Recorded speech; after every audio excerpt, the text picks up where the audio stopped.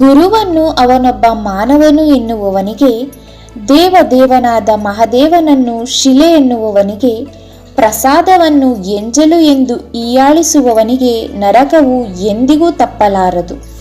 ಚೆನ್ನಾಗಿ ಚರ್ಮದ ಹೊದಿಕೆಯುಳ್ಳ ಎಲುಬಿನ ಅಂದರ ಮತ್ತು ಮಲ ಮೂತ್ರಾದಿಗಳು ತುಂಬಿಕೊಂಡಿರುವಂತಹ ದೇಹಕ್ಕೆ ಕುಲವೆಲ್ಲಿಂದ ಬಂತು?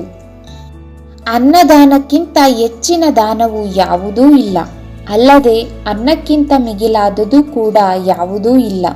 ಈ ಜಗತ್ತಿನೊಳಗೆ ಅನ್ನವೇ ಪ್ರಾಣವೆನ್ನಲು ಅಡ್ಡಿಯಿಲ್ಲ. ಹಸಿವು ಇಲ್ಲದೆ ಊಟ ಮಾಡಬೇಡ, ಹಸಿವಾಗದಿದ್ದರೆ ಮಾತ್ರ ಊಟ ಮಾಡದೇ ಇರಬೇಡ.